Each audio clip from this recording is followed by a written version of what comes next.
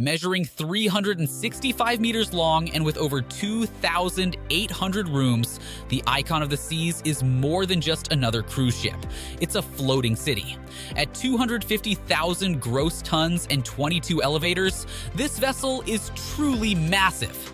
It's almost the length of 4 football fields put together and weighs about the same as 43,000 elephants.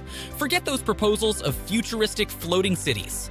This one is happening right now, and it's taking the imaginations of people across the internet by storm. While building any large structure on land poses complex engineering challenges, constructing one on water is a whole different ballgame.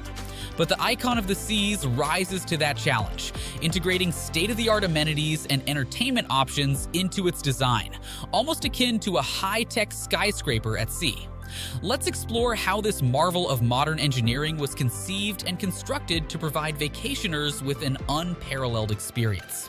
The conception of the Icon of the Seas started modestly enough, as a simple sketch on a napkin. During a meeting discussing potential new ship designs, Royal Caribbean Cruises Limited Chairman Richard Fain drew a quick diagram showing a vision for the future of cruising. His rough sketch depicted a ship with a massive glass dome structure at the bow, unlike anything seen before. While likely intended as a joke or thought experiment, that napkin drawing ended up sparking a revolution in cruise ship design. Royal Caribbean executive Jay Schneider saw potential in Fain's offhand concept. Schneider brought that slightly crumpled napkin to the team at Royal Caribbean's innovative new facilities in Finland, challenging them to turn this crazy idea into reality. The team embraced the challenge, leveraging cutting-edge technology to build an engineering masterpiece that captured the imagination first sparked on that napkin. Schneider and his team started by creating digital 3D renderings of the design using Royal Caribbean's state-of-the-art cave simulator. This VR room allowed them to bring the vision to life, exploring the napkin sketch from every angle in fine detail. After months of iterations and optimizations in the virtual world, they produced a fully fleshed out design to propose to the chairman. The photorealistic renderings so closely matched his original vision that Fain immediately gave the green light, astonished to see his fanciful drawing transformed into a buildable ship. Construction then kicked off in Finland's Meyer Turku shipyard, combining old-world shipbuilding traditions with new technological capabilities. Schneider oversaw the work, frequently pulling out that now tattered napkin as inspiration to stay true to the original spark of innovation. In the end, the Icon exceeded even the lofty vision first imagined on that napkin. By pushing boundaries and believing a sketch could become real, Royal Caribbean engineers turned napkin art into a cutting-edge cruise ship crown jewel. Constructing a ship larger than a skyscraper on water rather than land posed unique challenges. But Royal Caribbean's Turku shipyard team developed an ingenious method to assemble this floating giant. Their solution? Build the Icon of the Seas like a massive 3D Tetris puzzle. The shipyard optimized construction by fabricating components in modular blocks off-site. These large prefabricated sections included complete deck chunks with cabins, restaurants, and amenities already installed. This enabled an efficient parallel workflow, with blocks being constructed simultaneously before integration. Teams used cranes to lift the massive Lego-like blocks into position on the dry dock. The rectangular steel pieces interlocked vertically and horizontally like gigantic Tetris blocks. Construction crews exercised precision in placing each chunk in just the right sequence and orientation. A mistake could leave gaps that are not structurally sound or recyclable. With over 201 blocks weighing up to 900 tons each, assembling the Icon involved logistical complexity on par with a space launch. Yet, through detailed planning and coordination, the shipyard clicked together the floating jigsaw at a rapid clip. On busy days, they integrated over 20 separate blocks, taking just minutes to connect them with welded joints. This modular technique allowed the Icon's basic structure to take shape surprisingly quickly. Within 16 months, the last major piece was lowered into place, completing the exterior shell. The shipyard then focused on linking infrastructure within the blocks and adding interior finishes. While the sheer scale of the Icon awes, the Tetris-style assembly method enabled constructing this massive vessel on budget and schedule. In the end, the Icon's interconnected blocks withstand all the expected stresses of seafaring, while granting flexibility to customize spaces. Much like a completed Tetris game, all the disparate pieces align to form a unified, living, thriving aquatic community. This ingenious build approach was key to efficiently progressing from dispersed blocks to a structurally sound, seamless ship.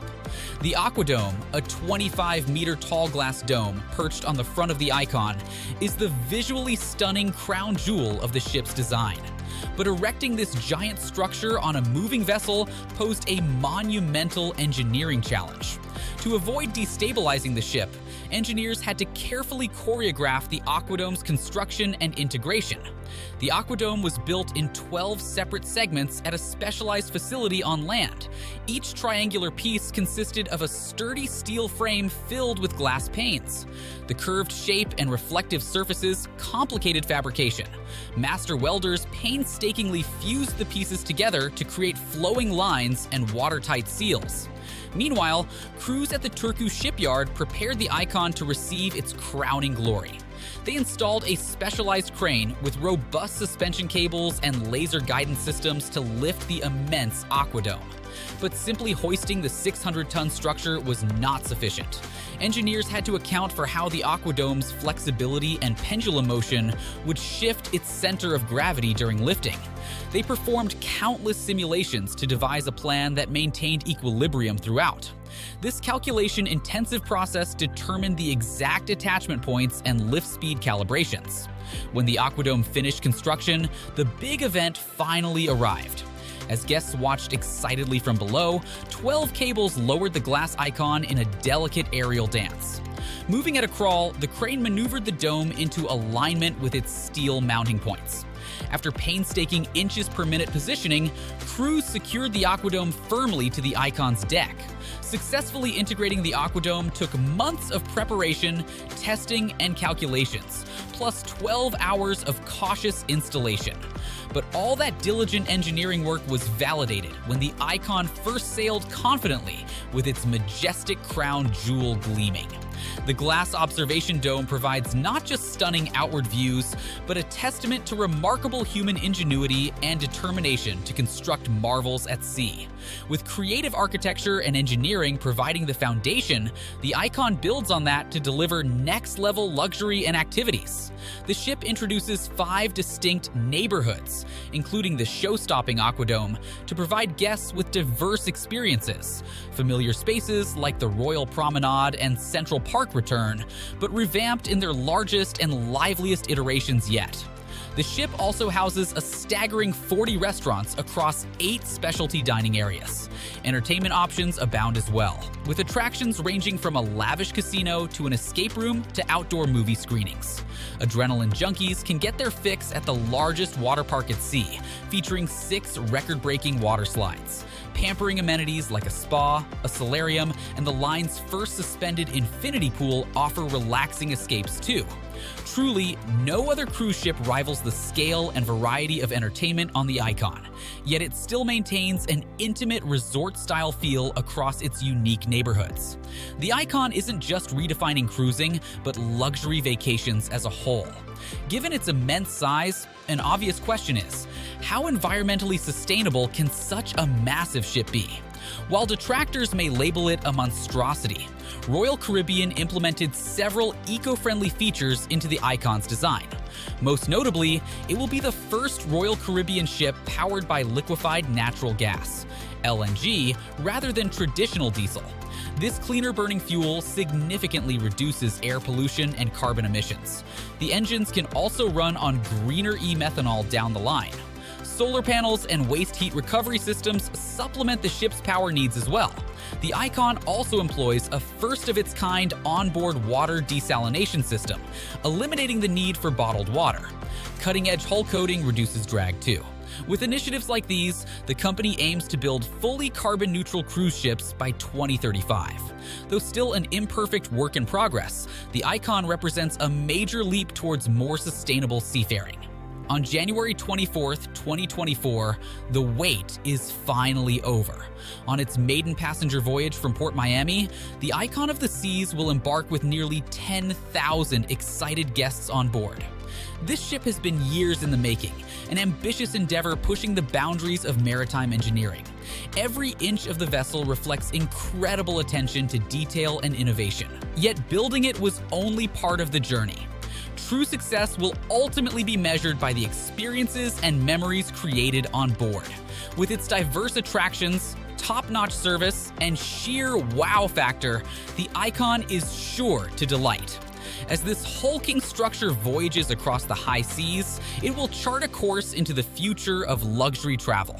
The Icon of the Seas marks a new era of cruising that is truly iconic. Who's ready to set sail?